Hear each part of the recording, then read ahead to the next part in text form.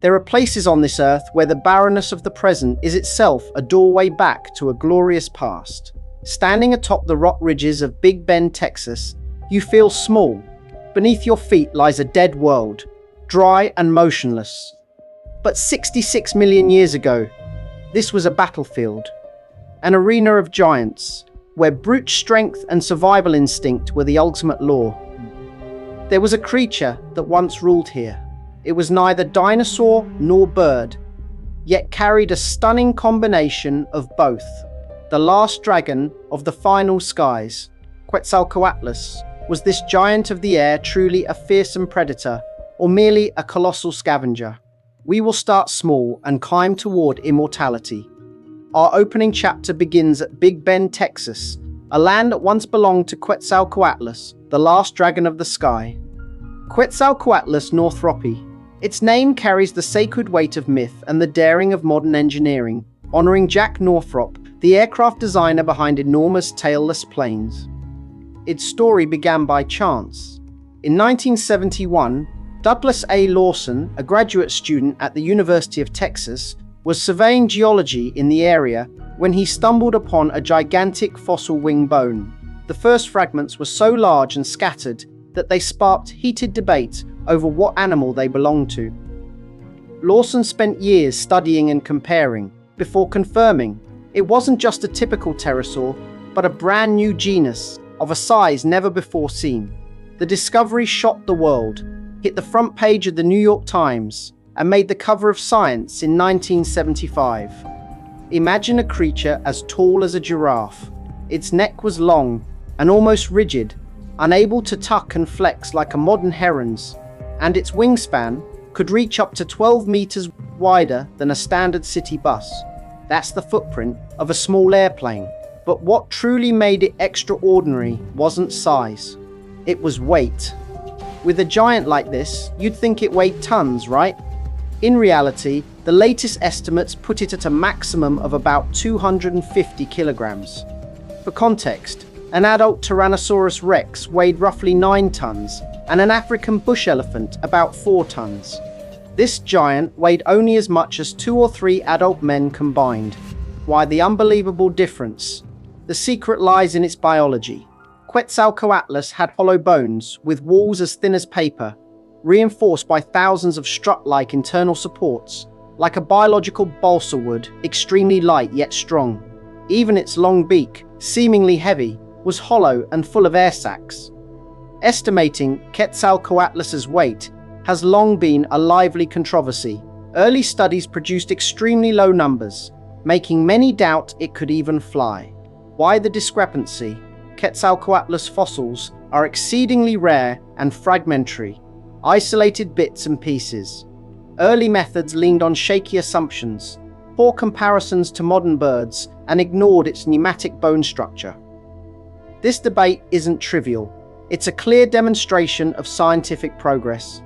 From coarse early methods, researchers shifted to advanced techniques like 3D digital modeling to reconstruct volume and estimate mass more accurately. The result? Not an unrealistically ultralight creature, but a nearly quarter-ton predator, far more plausible and powerful. To put it in context, here's a quick visual comparison. The stalker in the brush. Look at an image of a giant pterosaur and your instincts jump to a marine hunter like a great albatross.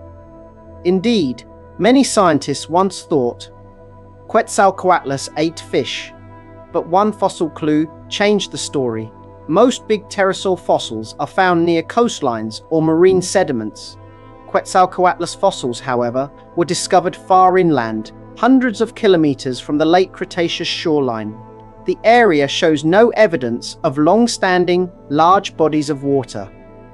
This breaks our initial assumption. If it didn't live near the sea, what did it eat? Early hypotheses portrayed it as a fish eater, skimming lakes, scooping fish with its long beak, or diving like a supersized cormorant. However, the geological evidence shut that down. Quetzalcoatlus fossils lie hundreds of kilometers inland, deep within the continent. No signs of a large, persistent water body. A fish eater could not survive in such a place. Some proposed it was a scavenger like modern vultures, using its long neck to plunge into dinosaur carcasses. But it lacks the hooked beak and raptorial talons typical of obligate scavengers. So, what's the truth? The most widely accepted and most persuasive answer today. It was a terrestrial stalker. Like a giant stork or marabou, it walked on all fours with wings folded, using its long neck to probe and snatch small prey. Its diet likely included lizards, early mammals, and even juvenile dinosaurs.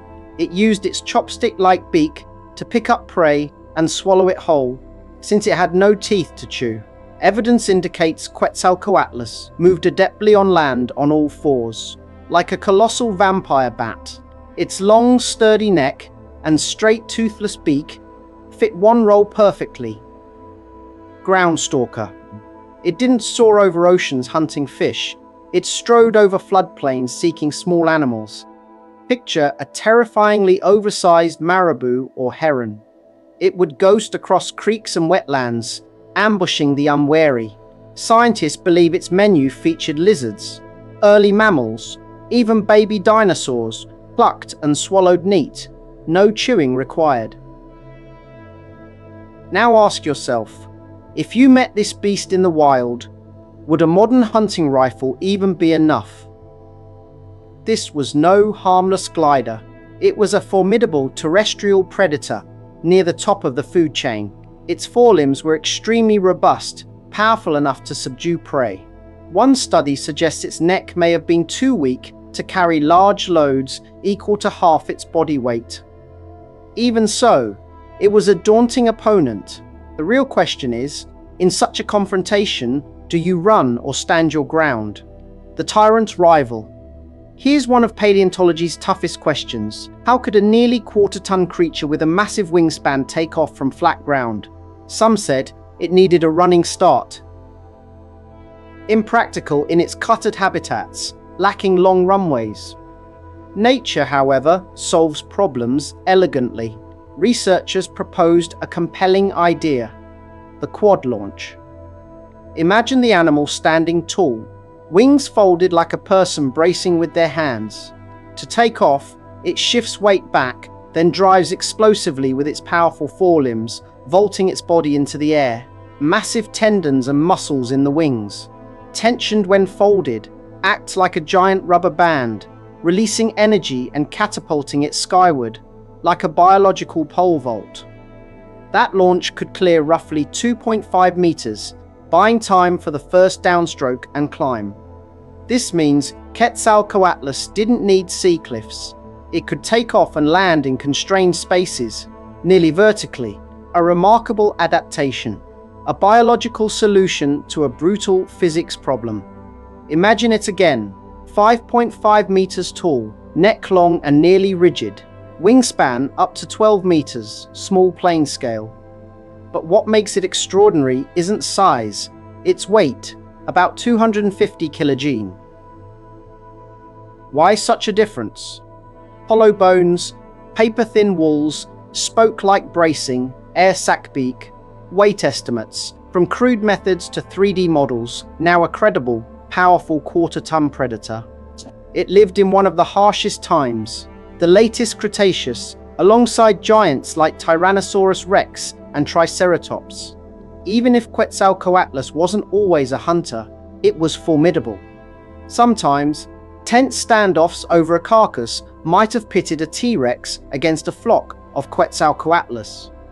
In such a face-off, would you run or confront? The land we now call Big Bend was the Javelina Formation in the Cretaceous streams, floodplains, and subtropical forests. A realm of kings. Often overshadowed by T-Rex, Alamosaurus was a true colossus, a plant-eating sauropod 3 times taller than Quetzalcoatlus and possibly up to 100 tons. Coexisting with Alamosaurus and Quetzalcoatlus, of course, was the most infamous predator in history, Tyrannosaurus rex. So what happens when 2 apex hunters of the same continent and era cross paths? On one side, a ground tyrant, a bone-crushing machine. On the other, an aerial predator feather-light in build, immense in power and speed. Over a dead Alamosaurus, T-Rex and Quetzalcoatlus might have faced off. This wasn't necessarily a brawl, it was a negotiation of force. T-Rex dominated in raw strength, Quetzalcoatlus in speed, agility, and the ability to launch to safety in an instant. Life here was a game of calculation, each predator occupying a different niche. T-Rex may have specialized in huge armored prey. Quetzalcoatlus likely stalked smaller animals or acted as an opportunistic scavenger. They lived together, sharing habitats and facing the challenges of the Cretaceous. The ancient world was far more complex than simple monster fights. The final curtain. And then it ended. 66 million years ago, a colossal asteroid struck the Yucatan Peninsula. The sky drowned in fire and ash. The giant's banquet was over. Quetzalcoatlus, along with the dinosaurs, vanished. The impact triggered a nuclear winter, blocking sunlight, plunging global temperatures, and destroying plants.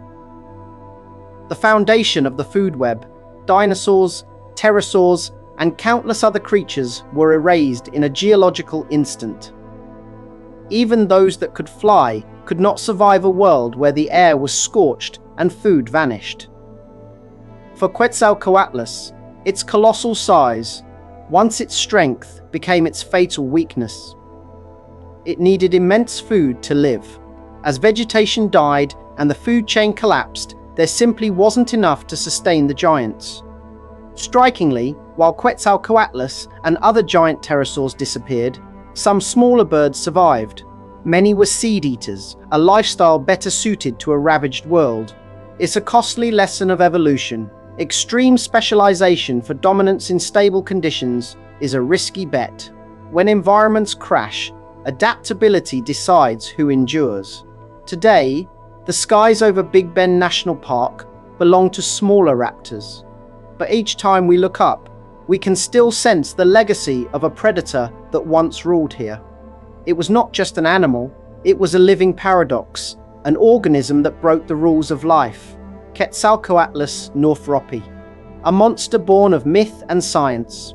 A predator on the ground, a flyer in the sky, a rival of the great tyrant, and, in the end, a victim of catastrophe.